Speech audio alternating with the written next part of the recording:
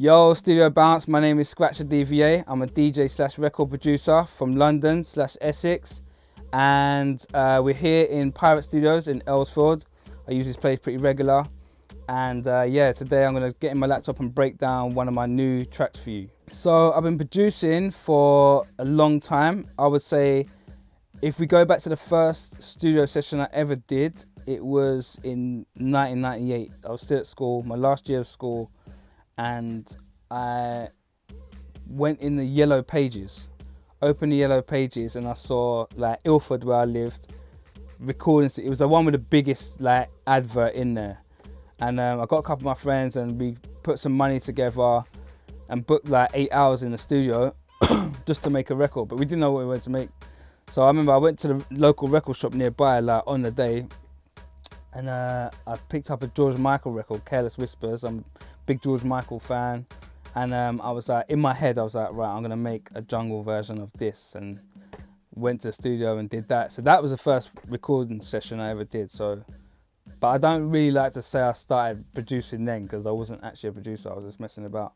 After that, 2001, my school friend, we decided to set up a record label, and I released our first grime track on there, which was called Curb Crawl.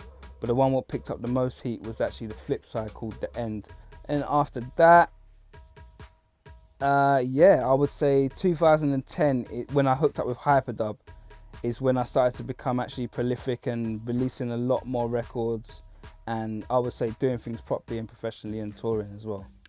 So the type of music I make is always a question when someone asks me. I'm just like, it's like, what do you do? You know, it's like asking someone, what do you do? Like, no one likes that. And someone like me who makes a lot of music, I never know what to say. But I will say that I've been heavily involved in grime, like first generation grime, and I think that's where a lot of people picked up on what I did. I'm working with Wiley and Terror Danger as well. And then, you know, as time went on, I went and did a BTEC diploma, music technology course in Newham College, and I think I got like maybe halfway through that, and I got kicked out at the time, so I had to work to live, and I couldn't do my college course at the time, and this, that, and the third. So I left the college course. I was working, but lucky for me, these guys in my area heard that I was doing music technology, and they had this big studio which they couldn't use. They asked me to come along and work in there. They said if I work, like give them like 2 days a week to work on their Bangor records, record their Bangor stuff, and people were coming in with dole drums and all the tablas. I hit record button on that, the keys are mine. And I had that studio for years. I had that for about 3 years. I remember that was when I used to get a lot of MCs to come down and hit the record button for them, for their mixtapes, and that was how I was making money that way. And I was also getting onto people's mixtapes that way because I had beats as well. So I was doing a lot of grime around that time, working with a lot of the grime MCs. But as things developed, I think for me, I've always been influenced by so much different music. So my studio must-haves, over the time I've had to use different things, like because I make so much different music. I can't say it's like a must-have I have to have all the time. Like I can kind of work in any situation. I'm from the era where I was making tunes on PlayStation, like in my bedroom, so like it's not really a must-have, but there's things that depend on the mood I want to get into. There's certain different things I do. So sometimes when I got people over to do sessions, record vocals and that, before we start anything, I will put on like a jazz record, like a long jazz record, and we just get in. Some of the jazz records have got such great vibes, and there's no way you just all your bad energy comes out. Sometimes I do things like that. In 2016, my thing was to turn all the lights off, so I would just be sitting in the pitch black. Like we had like one window in the studio, and I covered it up so no light could ever get in when the sun come up. And for the whole of the year to create the Not You Your Online You album, I did that whole thing in the dark, so that was a must-have then. Also, this is a studio must-have, Complete for sure. Native Instruments Complete, the latest Complete 12. It's massive as well. It's like, I can't even begin to imagine how many gigs it is. You can't even put the whole thing on the computer, it's crazy. But bit by bit I've been downloading different parts of Complete 12, and it's definitely opened me up to like so many different things. Now Like some of the samples in there are so good as well with the, I like a lot of strings and brass and very orchestral stuff. So now, because of the samples so great, I'm going back and replacing the string samples with newer string samples from the Complete 12, and yeah, it's dope. All right, so the track I'm going to break down now is a track I did with a producer called G3.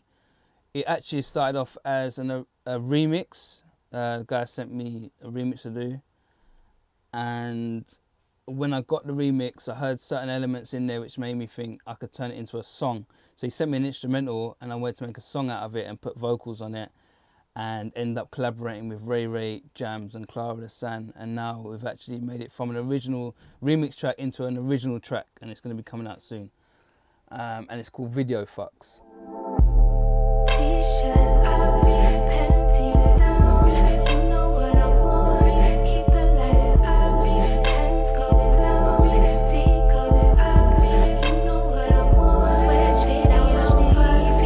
Yeah, so it's like a R&G kind of vibe. The original was kind of like a kind of footworky, weird, kind of beatsy instrumental track. When I heard the original track, there was like the main element what stood out for me was the synth chord in there, which is this.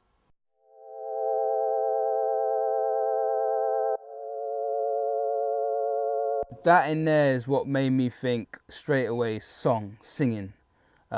You know, I'm already writing a melody line in my head for a singer and who I might want to get to sing on it. So there was that. This was the other sample in there, which I thought sounded like something that I would either do myself or I really wanted to turn into something else. And that's this.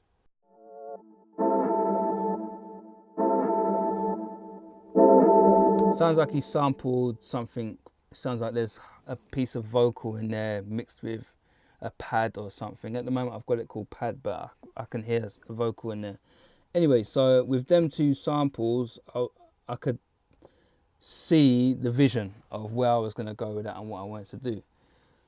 So once I laid them in, I started working with the bass.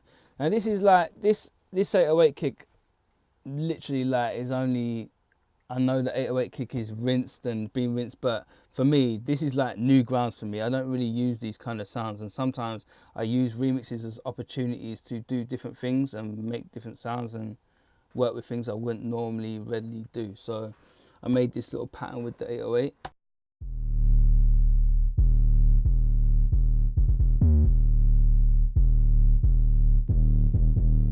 And a lot of time when you do the 808, do an 808 kick, it needs a kind of punch behind it, a kind of the kick, basically, an actual kick to go with it. So I put that alongside it.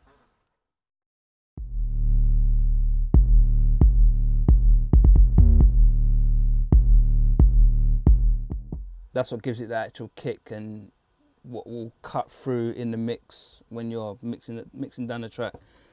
After that, yeah, clap. So this is my drum section now, and it's pretty basic drum section because I wanted to leave it sparse and leave space for a vocal frequency wise and just space energy wise. So that's a mistake I used to make a lot of time back in the day when especially when I was working with the grime guys, and the early stuff when I was doing the voice of grime stuff is I would just make a beat and I'll fill it up and great, this sounds great, but then you send it to an artist and they don't know where to place themselves. They won't tell you that.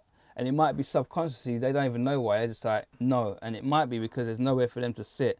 So now I think about where a vocal's gonna sit in the track, and this is why the beat is so spaced out. Another thing I've been thinking of lately, just lately in my production, is bringing things together and having more of a continuity, I think that's the word, more of a continuous thing about my production.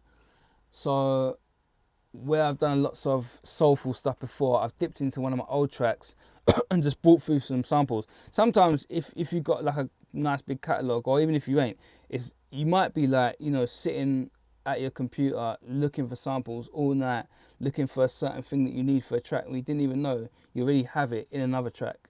Sometimes it's about going back to that track and just pulling out that stem and putting it in this new one, maybe just as it is, or re-editing that stem into fit into what you're doing now. So with this, I brought through some samples from an old track that I did on Hyperdub with Clara Lasan, who actually features on this track. It's called Pink 22. You know what's going down, and you know what we're here for. Something about something that I got waiting in store. I know you. Yeah, so that's kind of Pink 22, but not. It's kind of edited in the way what fits with this track, and then as you'll hear here, it kind of blends in with the samples that came from the original. You know what I want. Switch video, watch me. T-shirt up, panties down. I know what you want. Keep the lights up, hands go down. D goes up. I know what you want. Video.